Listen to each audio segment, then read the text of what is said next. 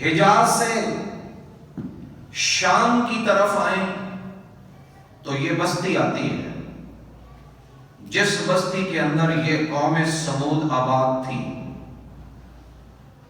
اللہ تبارک و تعالی نے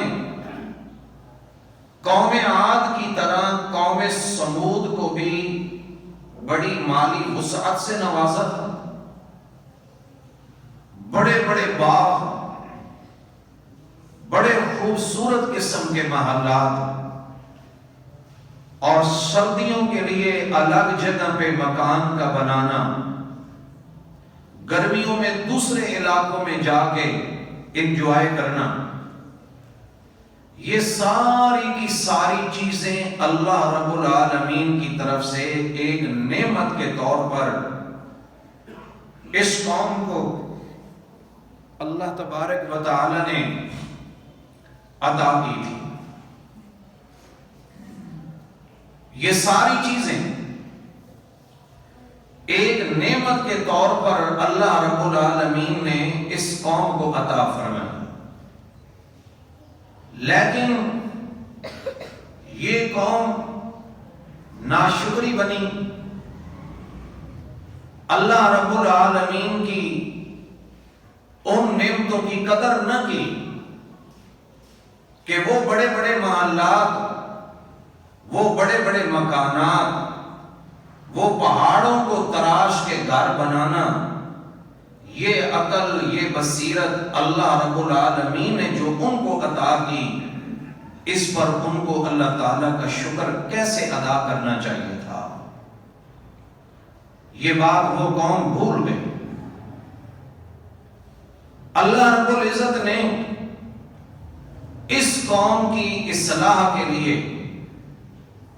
جو ناشکری کے ساتھ ساتھ شرک کے اندر بھی مبتلا ہو گئی، جس طرح قوم عاد نے بتوں کو گاڑ لیا تھا، بت بنا لیے تھے قوم عاد نے، اسی طرح قوم سمود بھی بتوں کے اندر لگ گئی اور بت پرستی کو اپنا شعار بنا لیا۔ اللہ رب العزت نے ان کی رہنمائی کے لیے انہی میں سے ایک عظیم پیغمبر حضرت سیدنا صالح علیہ السلام کو نبی اور پیغمبر بنا کر ان کی طرف بھیجا۔ حضرت سیدنا صالح علیہ السلام جب ان کی طرف نبی اور پیغمبر بن کے آئے تو آپ نے اتنے خوبصورت پائرائے کے اندر، خوبصورت انداز کے اندر ان کو تبلیغ کی کہ اللہ رب العزت نے ان کی ساری گفتگو کو قرآن بنا دیا۔ اللہ کریم فرماتے ہیں وَإِلَى ثَمُودَ أَخَاهُمْ صَالِحًا، وَإِلَى ثَمُودَ، اللہ کریم فرماتے ہیں وَإِلَى ثَمُودَ أَخَاهُمْ صالحا، ہم نے قوم سمود کی طرف ان کے بھائی حضرت صالح علیہ السلام کو نبی اور پیغمبر بنا کر بھیجا۔ کن کو؟ بولیے، صالح علیہ السلام کو۔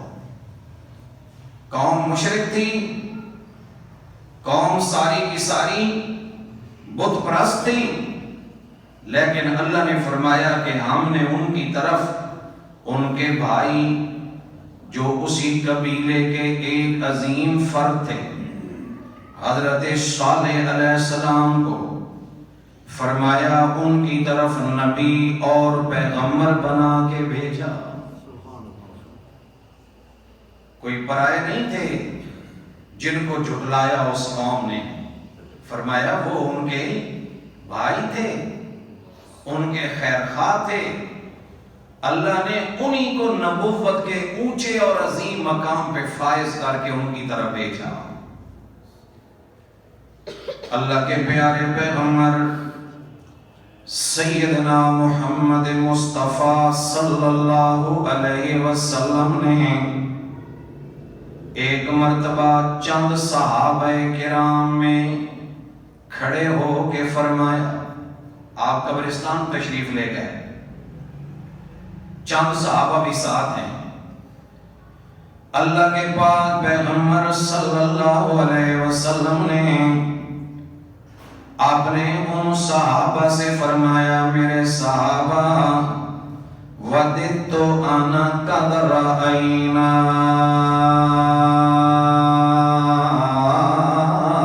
إِخْوَانَنَا وَدِدْتُ أَنَا قَدْ رَأَيْنَا أَخْوَانَنَا،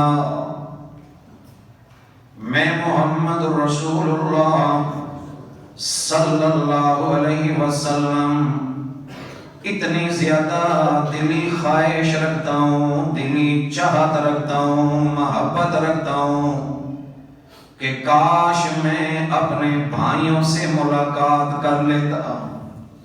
کن سے ملاقات کر لیتا؟ بولیے اونچی آواز سے، انا قد رأینا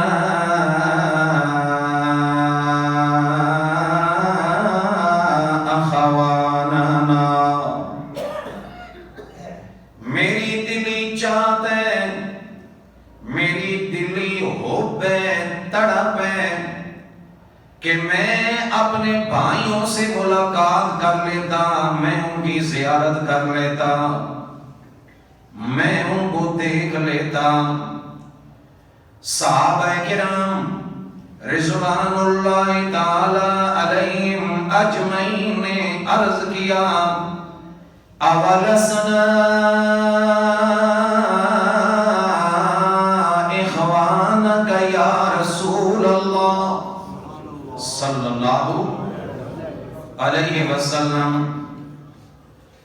اے اللہ کے پیارے رسول صلی اللہ علیہ وسلم، کیا ہم آپ کے بھائی نہیں ہیں جو آپ پر ایمان لا چکے ہیں، آپ کا کلمہ پڑھ کے آپ کے صحابی بن چکے ہیں، ہم نے آپ کو دیکھ لیا، آپ نے ہمیں دیکھ لیا، ہم نے آپ کی زیارت کر لی، آپ نے ہماری زیارت فرما لی، کیا ہم آپ کے بھائی نہیں ہیں یا رسول اللہ صلی اللہ علیہ وسلم، کہ آپ اتنی محبت سے، اتنے درد سے، اتنی چاہت سے فرما رہے ہیں کہ کاش میں اپنے بھائیوں کو دیکھ لیتا، میں زندگی کے اندر اپنے ان بھائیوں کی ملاقات کر لیتا، میں اپنے بھائیوں کی زیارت کر لیتا، وہ مجھے دیکھ لیتے، میں ان کو دیکھ لیتا۔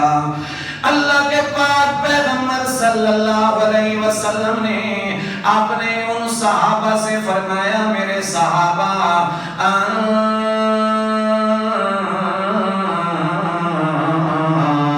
تم اصحابی وَإِخْوَانَنَا الَّذِينَ لَمْ يَأْتُوا بَعْدُ، فرمایا اللہ کے نبی صلی اللہ علیہ وسلم نے کہ تم لوگ میرے صحابہ ہو، تم میرے اوپر ایمان لا چکے ہو، تم میرے دوست ہو، تم میرے یار ہو، فرمایا میرے بھائی وہ ہیں کہ جو تمہارے بعد آئیں گے، نہ انہوں نے مجھے دیکھا ہوگا نہ میں نے ان کو دیکھا ہوگا، بن دیکھے میں محمد کا کلمہ پڑھیں گے۔ کوئی بات سمجھ میں آئی ہے کہ نہیں آئی؟ اللہ کے نبی صلی اللہ علیہ وسلم نے یہ اشارہ ہم سب کی طرف کیا ہے، اور آپ صلی اللہ علیہ وسلم نے چاہت کی کہ کاش میں ان کو دیکھ لیتا۔ یہ جو آپ کلمہ پڑھنے والے بیٹھے ہیں نا، اتنا اونچا مقام ہے کہ اللہ کے نبی صلی اللہ علیہ وسلم سکتے رہ گئے کہ کاش میں ان برآمدی ملاقات کر لیتا، جنہوں نے مجھے دیکھا نہیں لیکن میری عزت پہ، میری ناموس پہ، میرے دین پہ، میرے صحابہ پہ، میرے آل بیت پہ، میرے ختم نبوت والے عقیدے پہ مر مٹنے کے لیے ہم وقت تیار رہتے۔ کاش کہ میں ان کو دیکھ لیتا۔ صحابہ کرام نے عرض کیا یا رسول اللہ صلی اللہ علیہ وسلم کیف تعرف من لم یأت بعد من امتک، قیامت کے دن آپ کی امت کے جو بعد میں آنے والے لوگ ہیں آپ آخر ان کو کس طرح پہچانیں گے؟ اللہ کے پاک پیغمبر صلی اللہ علیہ وسلم نے فرمایا میرے صحابہ جس وقت میں حوض کوثر پہ کھڑا ہوں گا اس وقت وہ میرے پاس آئیں گے، ان کے وضو والی جگہ اس طرح چمک رہی ہوں گی جیسے 14ویں کا چاند چمکتا ہے، میں ان کو پہچانوں گا۔ جنہاں نہ نماز پڑھی تھے نہ وضو کیتا وہ قیامت دے دن حضور علیہ السلام دی پہچان تو بھی رہ گئے۔ اللہ ہم سب کو 5 وقت کا نمازی بنا، اونچی آواز سے کہہ دیں اللہ ہم سب کو اپنے پیارے پیغمبر صلی اللہ علیہ وسلم کی اطاعت نصیب فرما۔ تو حضور علیہ السلام نے بعد میں آنے والے جو آپ کے امتی ہیں ان کو کیا فرمایا؟ بھائی کہا کہ او میرے بھرا نے، کاش کہ انہاں بھراواں دی زیارت بھی میں اپنی اکھاں نال کر لیتا۔ اللہ پاک فرماتے ہیں وَإِلَىٰ ثَمُودَ أَخَاهُمْ صَالِحًا، ہم نے قوم سمود کی طرف ان کے بھائی صالح علیہ السلام کو نبی پیغمبر بنا کے بھیجا۔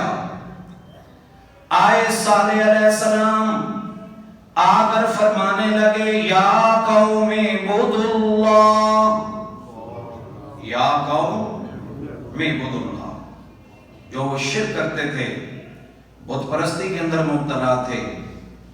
اللہ کے پیغمبر نے پہلی دعوت یہ دی، پہلا مسئلہ یہ بیان کیا کہ اے میری قوم عبادت اللہ کی کرو۔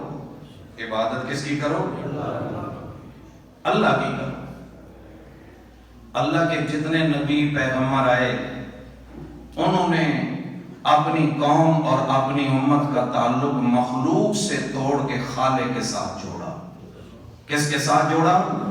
بولیے اونچی آواز سے۔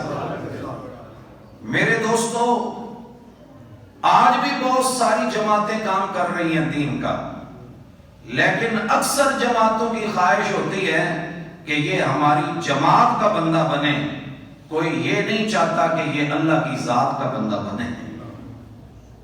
ہمیں چاہیے ہم اپنے مسلک اور مشرب کی پرواہ نہ کریں کہ یہ ضرور ہمارے پاس آئے تو مسلمان ہو، دوسری طرف جائے تو مسلمان نہ ہو۔ جس نے کلمہ پڑھ لیا لا الہ الا اللہ محمد رسول اللہ وہ مسلمان ہے صلی اللہ علیہ وسلم، وہ بحیثیت مسلمان ہونے کے زندگی گزارے۔ یہ اجتماعی سوچ ہے۔ یہ کون سی سوچ ہے؟ اللہ کے نبی اور اللہ کے پیغمبر جو دنیا میں تشریف لائے، سارے نبیوں اور پیغمبروں نے دعوت یہی دی کہ یا قوم اعبدوا اللہ، عبادت کس کی کرو؟ اللہ کی عبادت کرو۔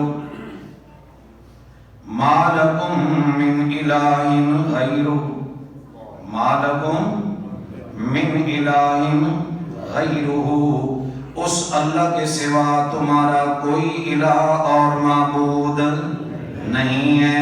اس کے بعد حضرت سیدنا صالح علیہ السلام نے فرمایا وَاذْكُرُوا إِذْ جَعَلَكُمْ خُلَفَاءَ مِن بَعْدِ عَادٍ وَبَوَّأَكُمْ فِي الْأَرْضِ تَتَّخِذُونَ مِن سُهُولِهَا قُصُورًا وَتَنْحِتُونَ الْجِبَالَ بُيُوتًا۔ اے میری قوم اللہ کے اس انعام کو یاد کرو، اللہ کے اس احسان کو یاد کرو کہ اس اللہ کریم نے قوم عاد کے بعد تمہیں زمین میں جانشین بنا دیا۔ قوم عاد کے بعد زمین میں تمہیں کیا بنا دیا؟ جانشین بنا دیا. تتخذون من سہولها قصورا، تم زمین کے نرم حصے پہ، میدانی جگہ پہ تم اپنے بڑے بڑے محل بناتے ہو. وَتَنْحِتُونَ الْجِبَالَ بُيُوتًا، اور فرمایا تم بڑے بڑے پہاڑوں کو، بڑے بڑے پتھروں کو تراش کے تم عالی شان قسم کی عمارتیں بناتے ہو. اللہ پاک نے تمہارے اوپر کتنا بڑا احسان کیا. اللہ پاک نے تمہیں اس زمین کے اندر آباد کیا ہے. اے میری قوم، عبادت اللہ کی کرو. مَا لَكُم مِّنْ إِلَٰهٍ غَيْرُهُ، اس اللہ کے سوا تمہارا کوئی معبود نہیں ہے. یہاں سورہ ہود کے اندر بھی یہی بات ذکر فرمائی. حضرت صالح علیہ السلام نے اپنی قوم کے ضمیروں کو جھنجھوڑ کے فرمایا میری قوم، وَأَنشَأَكُم مِّنَ الْأَرْضِ، وہ اللہ ہی ہے جس نے تم کو زمین سے پیدا کیا. زمین سے کیا مطلب؟ زمین سے پیدا کیا. قرآن تو پھر قرآن ہے نا. قرآن کے موتی، قرآن کے معارف، قرآن کے علمی خزینے کتنے ہیں. ساری زندگی کوئی بسر کرے قرآن میں غور و خوض کرتے، قرآن کے کبھی یہ موتی ختم نہیں ہوتے. زمین سے پیدا کیا کیا مطلب؟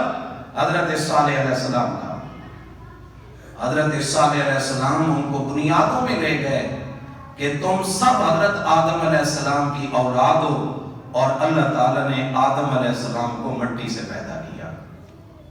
کس سے پیدا کیا؟ مٹی سے پیدا کیا.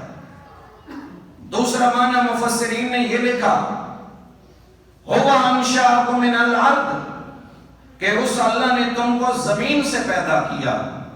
مراد یہ ہے کہ اللہ نے تم کو نطفے سے پیدا کیا. کس سے پیدا کیا؟ نطفے سے.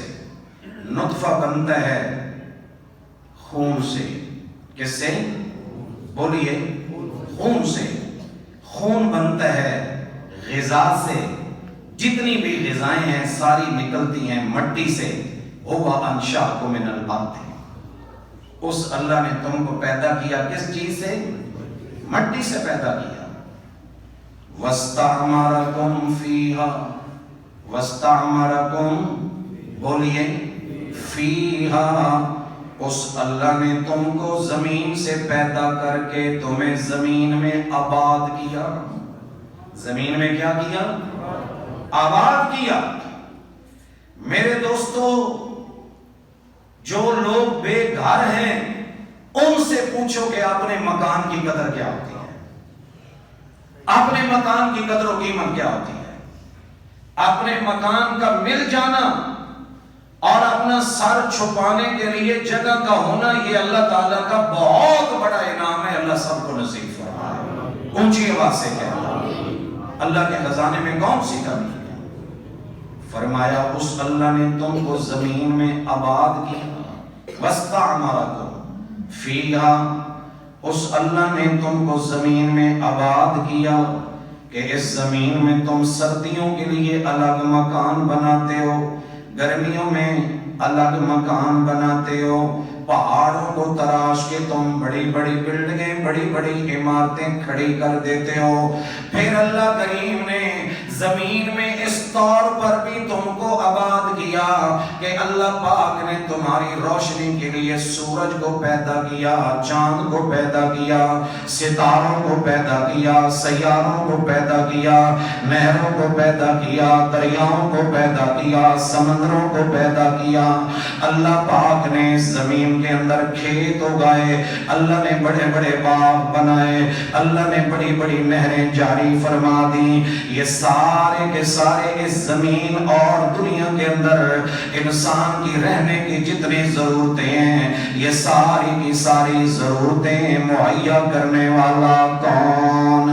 اللہ کے پیغمبر صالح علیہ السلام نے یہ سارے کے سارے اللہ پاک کے احسانات گنوا کے ان کے دماغوں پہ دستک دی کہ اے میری قوم، اگر سورج کے بنانے میں، اس کا نظام چلانے میں، چاند کے بنانے میں، اس کی روشنی کے پہنچانے میں، زمین کو قائم کرنے میں، اس کے اوپر تمہارے مکانات کے بنانے میں، فرمایا اسی طرح دریاؤں، سمندروں، پوری کائنات کے نظام چلانے میں اگر اللہ کا کوئی شریک نہیں تو مان لو کہ اللہ کی عبادت میں بھی اس کا کوئی شریک نہیں۔ بولیے اونچی آواز سے، اللہ بڑے خوش ہوتے ہیں ایسے مسئلے سے۔ فرمایا اس کی عبادت میں بھی کوئی شریک، اونچی آواز سے محبت سے، مَا لَكُم مِّنْ إِلَٰهٍ غَيْرُهُ، اس اللہ کے سوا اور کوئی عبادت کے لائق نہیں۔ فرمایا وَاسْتَعْمَرَكُمْ فِيهَا، اسی اللہ نے تمہیں زمین کے اندر آباد کیا۔ یہ ایک معنی کیا مفسرین نے۔ دوسرا معنی وَاسْتَعْمَرَكُمْ فِيهَا، کہ اللہ کریم نے تمہیں اس دنیا جہان کے اندر، اللہ پاک نے زیادہ سے زیادہ دیر رہنے کے لیے لمبی عمریں عطا کی ہیں۔ چنانچہ مفسرین فرماتے ہیں کہ قوم سمود کے جتنے افراد تھے ان کی عمریں 300 سال سے لے کر 1000 سال تک تھی۔